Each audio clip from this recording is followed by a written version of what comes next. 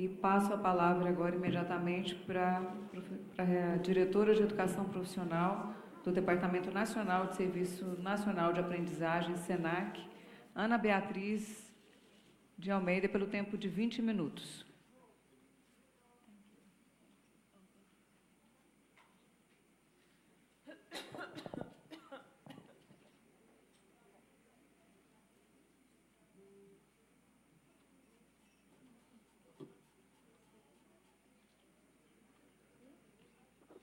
Boa tarde a todos. Gostaria de agradecer ao convite da Comissão de Educação e da Frente Parlamentar para participar desse debate de formação continuada de professores, basilar para essa discussão mais ampla sobre educação. Vou me referir aqui, a minha fala vai ser sobre o universo da educação profissional.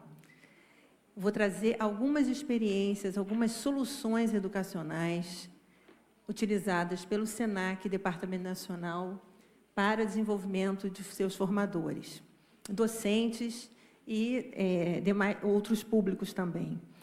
Então, como eu estou falando de um universo tão específico, e eu acho que é a primeira vez aqui que surge o universo da educação profissional, eu vou ser muito breve e só em 3 telas falar um pouco sobre esse universo no qual eu estou, esse trabalho que eu vou apresentar aqui para vocês está inserido, que é o universo do SENAC, que é uma instituição de educação profissional que forma para privada, que forma para o setor terciário da economia, comércio e serviços de bens. Então, só 3 telas, porque aqui a fala não é sobre o SENAC, mas só para que a gente alinhe o entendimento de onde eu estou partindo. Espera aí, acho que é aqui. Como eu falei, o SENAC educa, a sua missão é educar para o trabalho em atividades do comércio de bens, serviços e turismo. Está passando, obrigada. A abrangência de atuação, a natureza da atuação do SENAC, assim como do SENAI e de outros S's, ela é bastante ampla. Nós atuamos desde a educação, da formação inicial e continuada, aí inserindo os cursos de qualificação profissional, de no mínimo carga horária de 160 horas, que formam para uma ocupação definida no mercado de trabalho, que exigem níveis de escolaridades variáveis, até aos cursos de aprendizagem, passando também os cursos de aperfeiçoamento e outros cursos livres, passando aí para a educação profissional técnica de nível médio, onde você tem os cursos técnicos, os cursos de especialização técnica, e chegando aos cursos de tecnologia, de tecnólogos, que hoje o SENAC tem 7 departamentos regionais devidamente credenciados para oferecer educação superior e um centro universitário, que é o Centro Universitário do SENAC São Paulo, também devidamente credenciado. Nós atuamos em 10 eixos tecnológicos. Dentro desses eixos tecnológicos, você tem uma série de segmentos profissionais muito variados. O SENAC ele tem 639 unidades operativas, 595 unidades, escolas e 42 unidades administrativas, certo? Atuamos em todo o Brasil. O Departamento Nacional, que é o órgão no qual eu trabalho, é um órgão de administração nacional que propõe políticas, diretrizes, estratégias, e não atuamos diretamente em sala de aula com alunos e professores. Essa é uma atribuição dos departamentos regionais que administram as escolas. Bom, então agora, passado aqui um alinhamento básico aqui com relação ao que é o SENAC, da onde eu estou falando, eu vou passar, então, para as práticas e procedimentos de formação continuada. E, nesse caso, eu escolhi 3 práticas, são muito variadas as práticas, mas escolhi 3 práticas, porque o foco de atuação, as estratégias e os resultados dessas práticas, eles vão ao encontro de muitos temas e de muitas colocações já postas aqui em outras mesas. Então, eu escolhi exatamente porque acredito que os desafios que nós enfrentamos são desafios muito semelhantes aos desafios da educação, seja ela de qualquer local que nós estejamos olhando a educação, certo? Independente dela ser profissional ou não.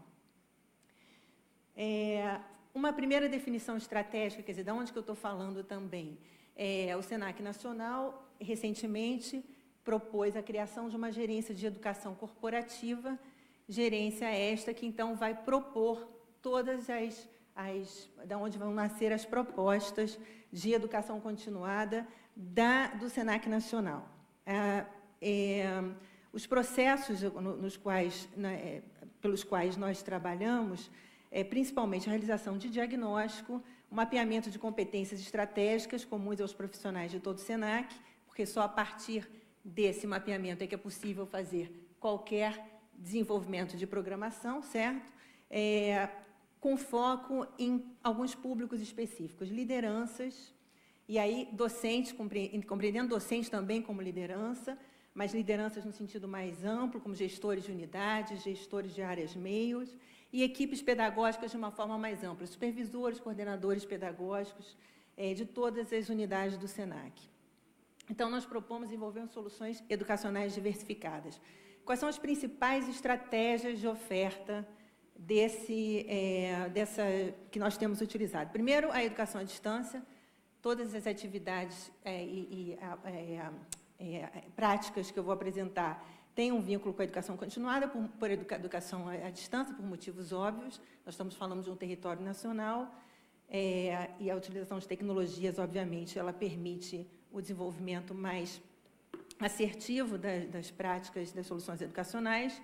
A atuação em rede, nada que fazemos é feito e pensado somente pelo Departamento Nacional, ele tem, obviamente, sempre uma discussão com a rede, e nunca é uma solução educacional que venha sozinha de uma proposta do Nacional. A proposta, geralmente, você tem uma estratégia de educação à distância articulada com soluções presenciais locais, normalmente são esses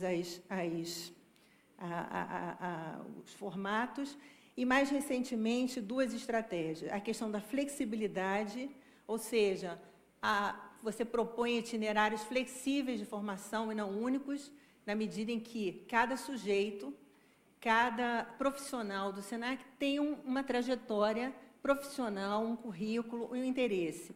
E é importante que você não faça projetos que sejam únicos, né, formatados de uma única forma, mas projetos que permitam, de alguma forma, que o sujeito possa se sentir respeitado na sua prática, e também que ele possa perceber que, para ele, é interessante fazer um itinerário, que não são itinerários de formação únicos.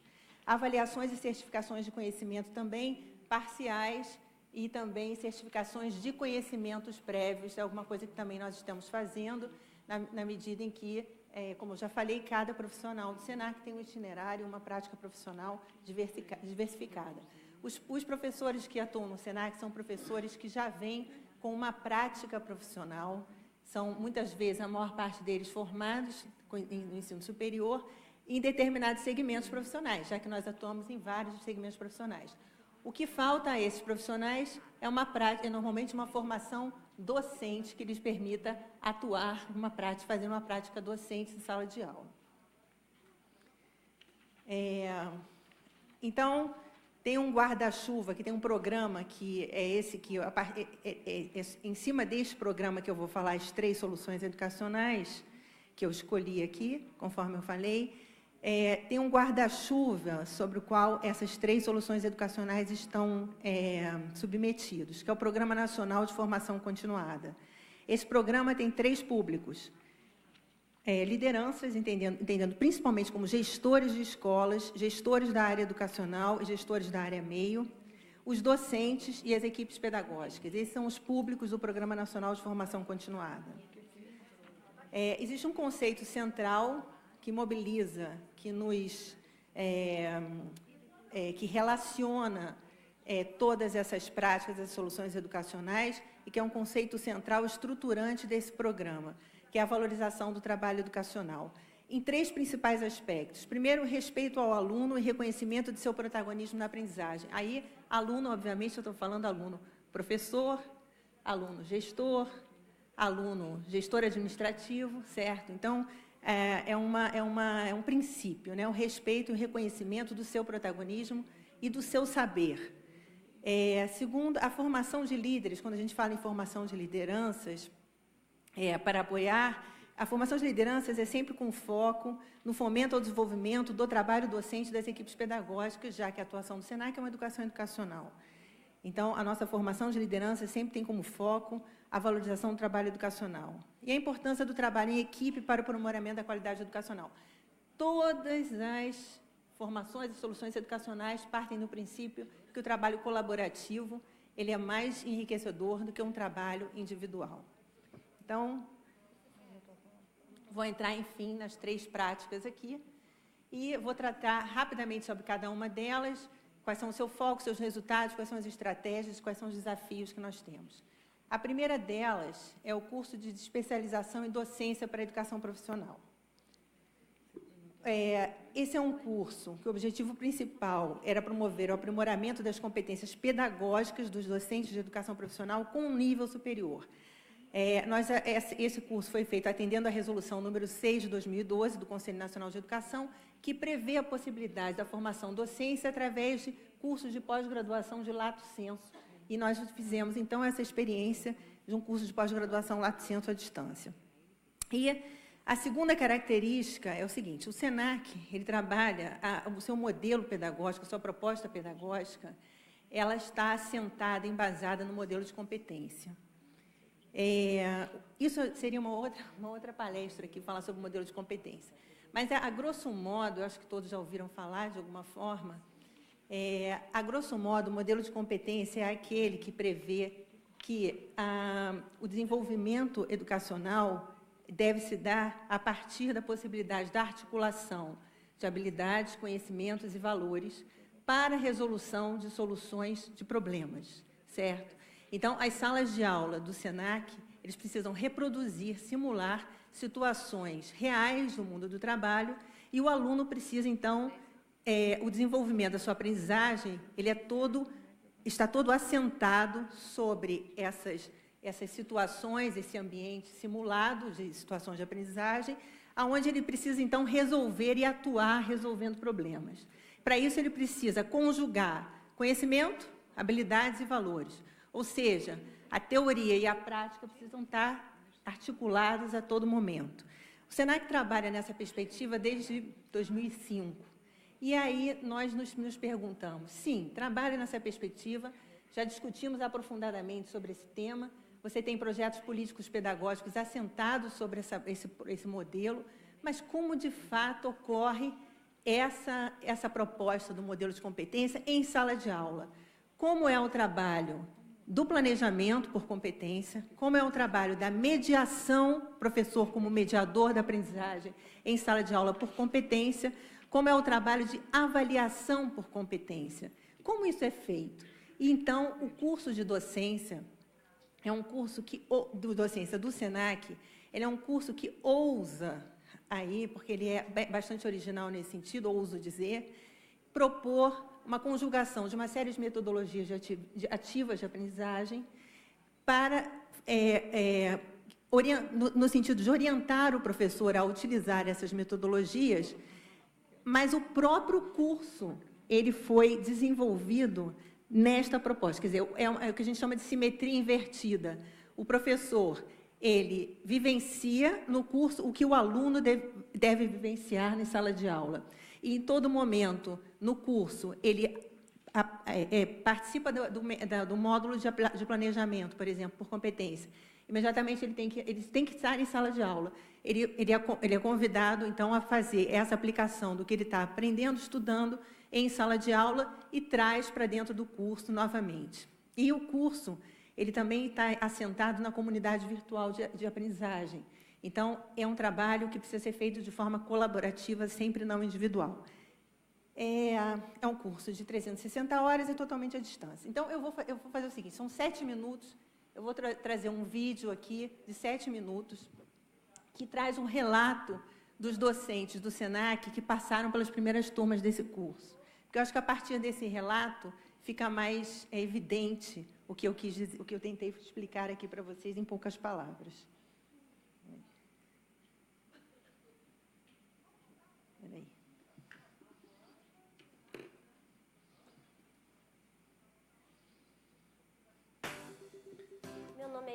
Meu nome é Elmo Alves. Meu nome é Fernando Marcos Bezerra.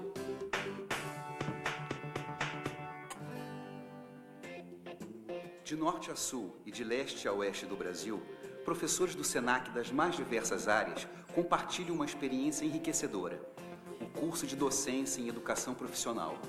Quem participa já começou a repensar suas práticas em sala de aula. Eu era cozinheiro. Hoje eu sou um professor, hoje eu sou um instrutor, então hoje o curso de docência me dá essa consciência, esse norte, que eu não só estou na cozinha para fazer comida, mas sim para poder conduzir os meus alunos, os meus estudantes e inserir técnicas inovadoras, né? Facilitar, na verdade, o desenvolvimento de novas práticas, novas metodologias, para que ele possa, na verdade, ir para o mercado habilitado.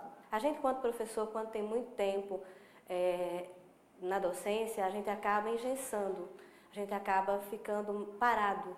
E esse curso veio tirar a gente desse olhar engessado para um olhar mais amplo, um olhar voltado para a aprendizagem e para a competência que a gente busca, que é voltado para o mercado de trabalho. Como eu estou na área há muitos anos, na verdade eu tinha uma forma quadradinha de dar aula, né? Uma forma muito similar uma turma a outra. Eu consigo enxergar agora que cada turma é diferente e eu posso fazer diferente a cada turma. Então, esse diferencial foi muito bom.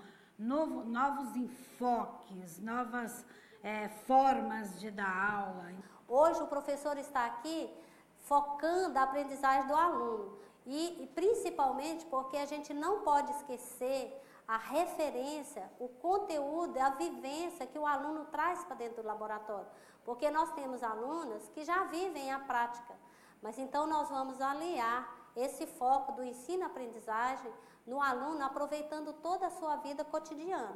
Então, aí está o diferencial, porque nós estávamos acostumados com uma metodologia de ensino da pedagogia tradicional. É um curso voltado para a educação profissional mesmo, né? Quer dizer, anteriormente a gente não tinha conhecimento de cursos voltados especificamente à educação profissional. Inovação é a palavra-chave nesse curso, seja pela metodologia empregada, seja por seu impacto no dia a dia de docentes e alunos. A importância do curso de especialização hoje é nos dar um retrato bastante amplo sobre novos recursos didáticos, novas metodologias, novas formas de ensino. Cada vez mais nós estamos recebendo no mercado de trabalho o nativo digital. São jovens para os quais a internet, todas as traquitanas tecnológicas já são uma realidade. E os professores, algumas vezes, eles se distanciam desse grupo e, a partir da educação à distância, eles começam a entender esse universo desse aluno e começam a dialogar com ele. Eu acho que o aprender fazendo, a aplicação junto com a educação à distância, fazem toda a diferença nesse processo. No curso, ele fez a gente ver um outro tipo de avaliação, do aluno se autoavaliar e avaliar a nossa prática também. Outra grande inovação é a comunidade virtual de prática criada pelo curso. Quanto maior a diversidade, mais rica a troca de experiências. Eu não vou poder apresentar o vídeo todo, porque eu só tenho 2 minutos, eu não estou nem na metade do que eu ia falar. Então eu vou... Eu já tinha feito o cálculo aqui, achei que dava, mas pelo visto passou muito. Então, eu vou passar aqui, as próximas, falar um pouquinho mais então dessa experiência, porque essa experiência, a partir dela, e como a adesão dos professores foi tão expressiva, a metodologia, no final, o curso juntou uma série de metodologias ativas de aprendizagem e a gente fez uma metodologia dos 7 passos, que é uma metodologia que vai desde a contextualização e ambientação do aluno, do entendimento dos seus conhecimentos, né, da sua prática, até depois a organização, a definição, a organização e avaliação das situações de aprendizagem. Quer dizer, não são mais situações de ensino, mas situações de aprendizagem que colocam o aluno no centro. E depois, o acesso às referências. Quer dizer, o acesso às referências, a teoria, ele tem um momento específico na metodologia, ele não é no início do curso, no processo da situação de aprendizagem, mas ele é quase ao final da situação de aprendizagem, onde, a partir depois de ter passado por uma série de situações de aprendizagem, ele faz o salto a partir daquela teoria que ele está acessando, e aí modifica a sua prática Então, isso foi muito interessante, porque os docentes consideraram muito rico para a sua prática. E aí, o que aconteceu? Nós verificamos, assim, a proposta da metodológica é ação, reflexão e ação, e não reflexão e ação, né? Como eu falei. Qual foi um impacto muito importante de uma formação continuada, que, na verdade, seria a primeira formação inicial de docência daquele grupo de professores, certo? Porque a maioria era professor por empírico, certo? Nunca tinha passado por um processo de docência. Isso foi tão transformador na sala de aula, foi tão transformador no SENAC, que este curso fez o SENAC refletir, e nós estamos em pleno processo de modificação do modelo pedagógico, de proposta pedagógica do SENAC. Houve um entendimento de que nós precisávamos definir um conceito operativo de competência, que o conceito, simplesmente como ele está hoje nas resoluções, ele não dá conta de fornecer aos professores os meios para que ele possa dar o salto e trabalhar por competência. É preciso trabalhar um conceito operativo de competência, que no meio de todas aquelas ações, o que de fato é uma competência, o que de fato articula habilidades, valores e conhecimentos. Pensamos o seguinte: precisamos dedicar mais tempo ao planejamento do trabalho docente, ao PTD. O professor do SENAC entrava no SENAC e rapidamente ele era chamado a conhecer uma ementa e fazer o seu planejamento. O planejamento do trabalho docente hoje respeita os 20% da carga horária do professor, e ele tem que ser feito com todos os professores daquele curso, porque junto ao planejamento do trabalho docente, a gente incluiu o projeto integrador. Trabalhar por projeto, muitos trabalham, outros não trabalhavam, cada um trabalhava do seu jeito. A gente colocou o projeto integrador como uma unidade curricular que permeia o curso inteiro. E você tem um orientador do projeto integrador que faz articulação com todos os outros professores. Então, o que a gente percebeu com o curso? Que era viável a gente entrar mais a fundo na prática docente e, a partir da prática docente, rever o próprio modelo pedagógico onde estava sentado o SENAC. Então, revimos a prática de avaliação, a prática de mediação do professor, que esse curso colaborou muito, e a prática de planejamento do trabalho docente. E nós estamos já agora no 2º ano de implementação da mudança, inclusive fizemos planos de cursos nacionais. Havia a possibilidade de cada regional fazer o seu plano de curso, e hoje a gente tem planos de cursos nacionais que são assentados, que partem de um fórum técnico setorial, que é uma discussão com os sindicatos de trabalhadores, sindicatos patronais e com a academia, que nos ajudam a definir que competências são essas que o profissional precisa saber. E o grande salto maior foi assim: não, nós tínhamos trabalho por competência, mas o currículo era por disciplina. Hoje, o currículo do SENAC, as unidades curriculares são as unidades de competência.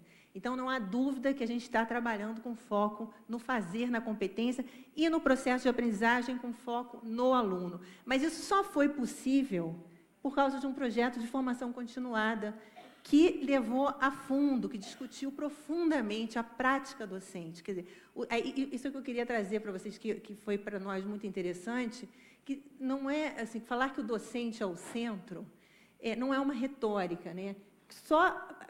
Não era isso a nossa intenção, mas o curso permitiu, porque o curso, a experiência docente foi tão enriquecedora, foi tão boa, o retorno que nós tivemos com relação à prática docente e à mudança do curso foi tão positivo que isso nos fez rever todo o modelo pedagógico. E esse modelo pedagógico novo está tendo muito apoio dos profissionais, dos docentes, porque eles já passaram por uma prática.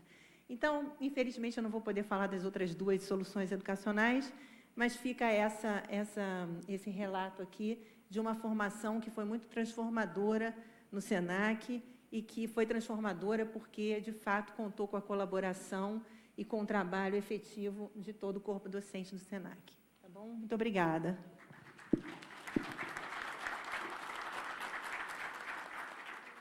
Bom, agradeço a exposição da senhora Ana Beatriz. Gostaria de destacar a presença do presidente da Frente Parlamentar da Educação, deputado Alex Canziani, e deputado Diego Garcia, deputado federal do PHS do Paraná. Eu passo a palavra para a doutora e mestre em Administração Pública e Governo, pesquisadora da Fundação Getúlio Vargas, a senhora Gabriela Moriconi, pelo tempo de 20 minutos.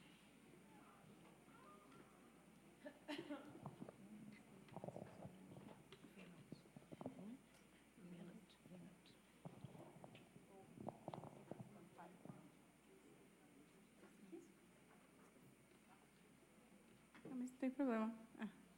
Bom, boa tarde a todos e todas. Eu agradeço o convite para participar dessa mesa. E só fazendo um adendo, eu sou pesquisadora da Fundação Carlos Chagas.